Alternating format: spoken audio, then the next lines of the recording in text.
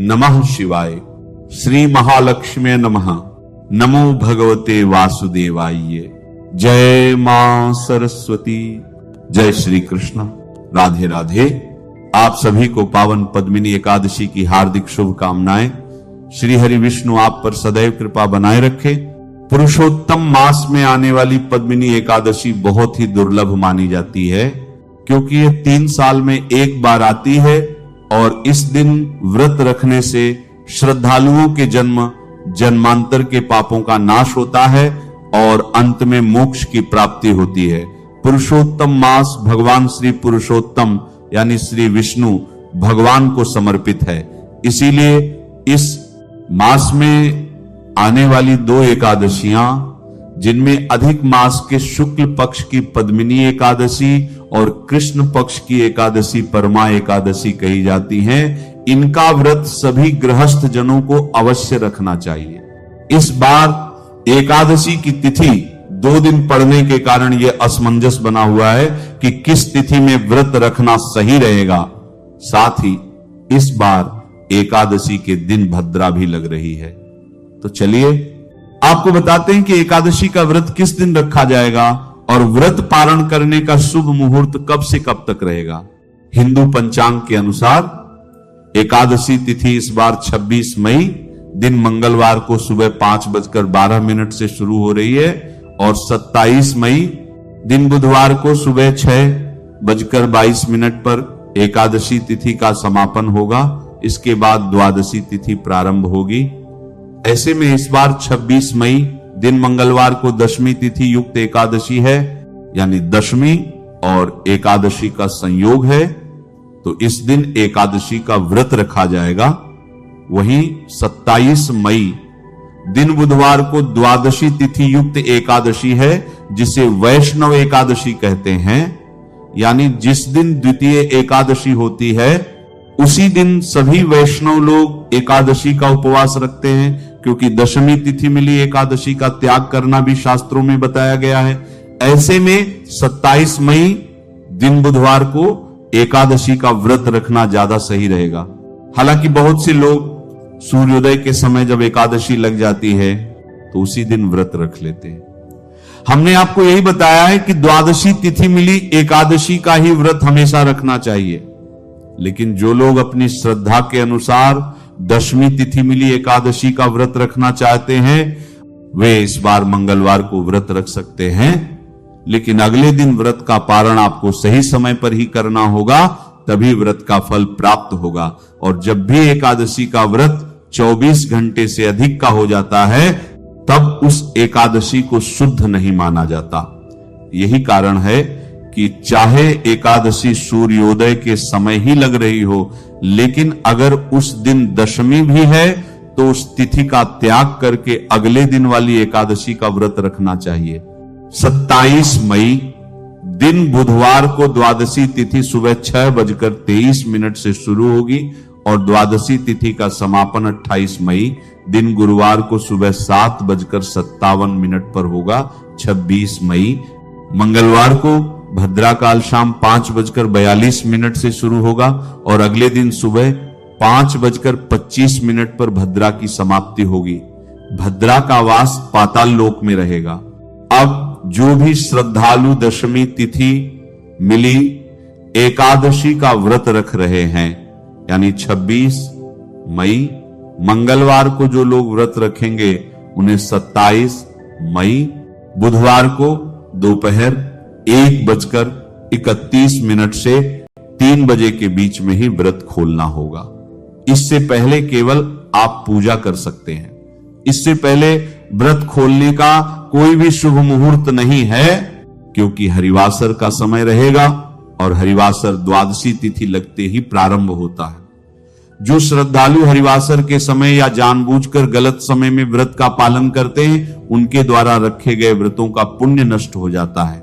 और जो श्रद्धालु वैष्णव एकादशी यानी 27 मई दिन बुधवार को एकादशी का व्रत रखेंगे, उन्हें 28 मई दिन गुरुवार को सुबह 5:25 से 7:56 के बीच में व्रत खोलना होगा। अब इस विषय में समझने वाली सबसे महत्वपूर्ण बात यह है कि अधिक मास किसी निश्चित पक्ष से शुरू नहीं होता, बल्कि वह उस समय से शुरू माना जाता है जहां हमारे वैदिक पंचांग की गणना उसे स्थापित करती है। इसीलिए कभी अधिक मास का आरंभ शुक्ल पक्ष के पास दिखाई देता है तो कभी वह कृष्ण पक्ष के पास से शुरू होता है। वर्ष 2026 में ग्रहों और नक्षत्रों की स्थिति कुछ ऐसी बनी कि पुरुषोत्तम मास का आरंभ उस क्रम में माना गया जहां पहले शुक्ल पक्ष आया। इसी कारण सबसे पहले पद्मिनी एकादशी मनाई जाएगी और उसके बाद कृष्ण पक्ष में परमा एकादशी आएगी। इसी वजह से बहुत से लोगों को यह भ्रम लग रहा है कि इस बार एकादशियों का क्रम उल्टा हो गया है, लेकिन असल में पक्षों का वह प्राकृतिक और ईश्वरीय नियम कभी नहीं बदलता। चंद्रमा का घटना और बढ़ना हमेशा अपने प्राकृतिक क्रम में ही अबाध रूप से चलता रहता है। अंतर केवल हमारे पंचांग की गणना और उस महीने के नामकरण का होता है। अधिक मास एक अतिरिक्त महीना होने के कारण उसका आरंभ सामान्य महीनों की तरह सीधे सीधे समझ नहीं आता, इसलिए कभी कभी उसमें त्योहारों और एकादशियों का क्रम हमारे सामान्य अनुभव से अलग दिखाई देता है। यही एकमात्र कारण है कि 2026 के इस पावन पुरुषोत्तम मास में शुक्ल पक्ष की एकादशी पहले और कृष्ण पक्ष की एकादशी बाद में दिखाई दे रही है, जिससे आपको तनिक भी विचलित या भ्रमित होने की आवश्यकता नहीं है। यह पूर्ण रूप से शास्त्र सम्मत है।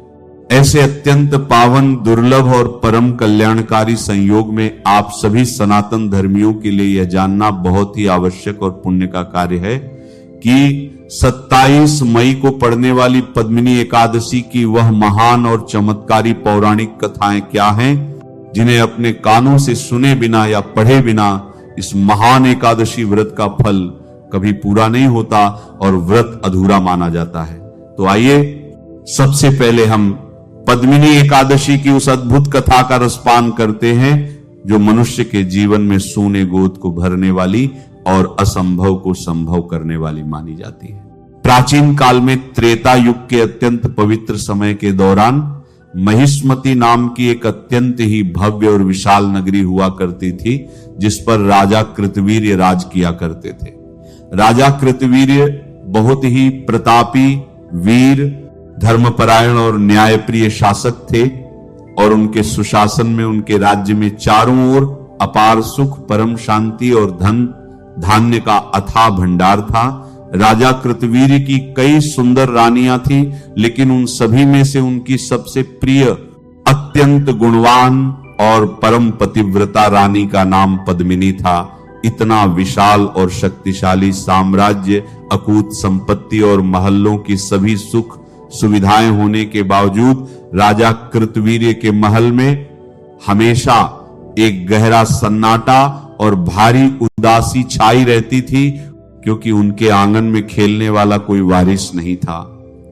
उनकी कोई संतान नहीं थी जो उनके इस महान और प्रतापी वंश को आगे बढ़ा सके और उनके राज्य का उत्तराधिकारी बन सके। संतान प्राप्ति की अत्यंत तीव्र और हृदय विदारक कामना से राजा कृतवीर्य ने अपने जीवन में अनगिनत बड़े बड़े यज्ञ किए, देवी देवताओं की कठोर अनुष्ठान किए, योग्य ब्राह्मणों को अपार स्वर्ण और गोदान दिए और कई प्रकार की घोर तपस्याएं की, लेकिन उनके पूर्व जन्म के किसी भारी कर्मदोष के कारण उनके भाग्य में कोई परिवर्तन नहीं हुआ और उन्हें संतान का सुखद मुख देखने को नहीं मिला। अंततः जीवन से पूरी तरह निराश और हताश होकर राजा कृतवीर्य ने यह कठोर निर्णय लिया कि अब वह राजमहल में नहीं रहेंगे। उन्होंने अपना विशाल राजपाट अपने वफादार और योग्य मंत्रियों को सौंप दिया और संतान प्राप्ति के लिए अपने प्राणों को दांव पर लगाकर एक अत्यंत भयंकर और घने जंगल में जाकर अत्यंत कठोर तपस्या करने का निश्चय किया।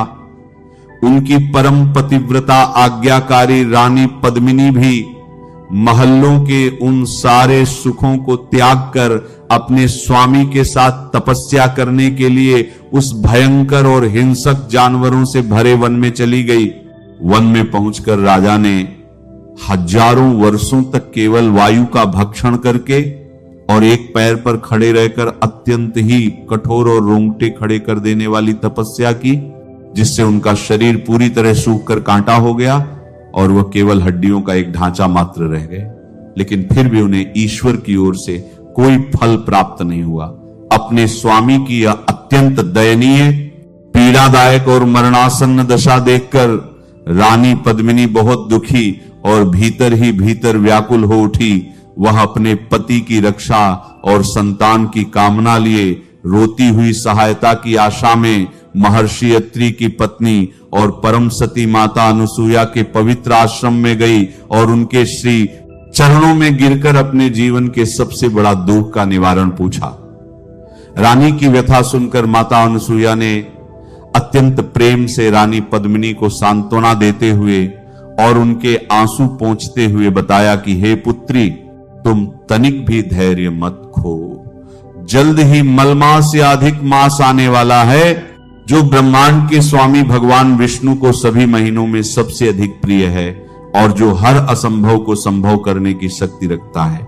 माता अनुसुईया ने बताया कि इस पुरुषोत्तम महीने के शुक्ल पक्ष में जो एकादशी आती है, यदि तुम इस एकादशी का अत्यंत कठोर नियम और सच्ची निष्ठा के साथ पूर्ण व्रत करोगी, दशमी की रात से ही अन्न जल का त्याग करके एकादशी के दिन पूरी तरह से निराहार रहोगी और रात्रि में नींद का त्याग करके भगवान श्री हरि के नाम का निरंतर जागरण करोगी, तो भगवान विष्णु तुम्हारे इस महान तप से अवश्य ही प्रसन्न होंगे और तुम्हारे सारे पूर्व जन्म के दोषों को मिटाकर तुम्हारी सूनी गोद भर देंगे। माता अनुसुईया के मुख से निकले इन दिव्य और मार्गदर्शक वचनों को सुनकर रानी पद्मिनी के हृदय में एक नई आशा का संचार हुआ।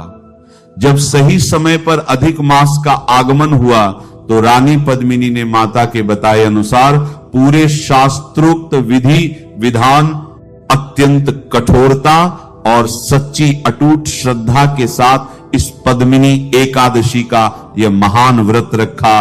उन्होंने पूरी तरह से निराहार और निर्जला रहकर भगवान विष्णु की निरंतर आराधना की और रात भर प्रभु के भजनों, मंत्रों और स्तुतियों के साथ जागरण किया। रानी के इस अत्यंत पवित्र, निःस्वार्थ और अत्यंत कठोर व्रत की अग्नि से तीनों लोक प्रकाशित हो उठे और उनके व्रत से परम प्रसन्न होकर साक्षात भगवान श्री हरि विष्णु अपने वाहन गरुड़ पर सवार होकर उस घने वन में प्रकट हुए और उन्होंने अपने अत्यंत अलौकिक और दिव्य दर्शन देकर रानी पद्मिनी से वरदान मांगने को कहा।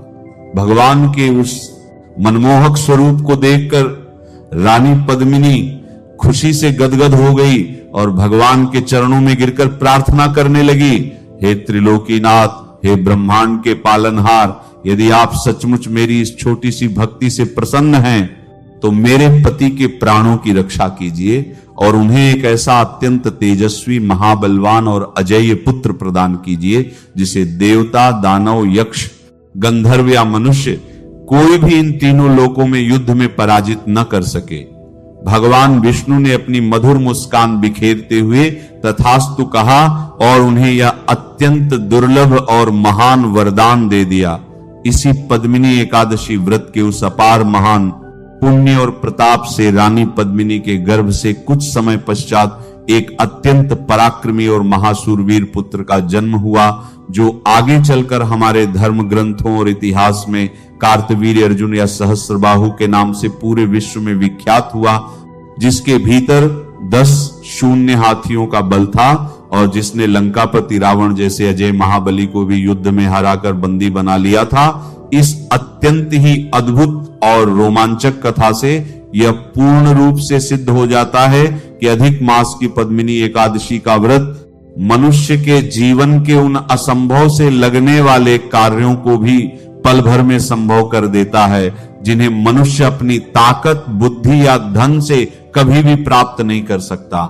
वहीं दूसरी ओर 11 जून को आने वाली अधिक मास के कृष्ण पक्ष की परमा एकादशी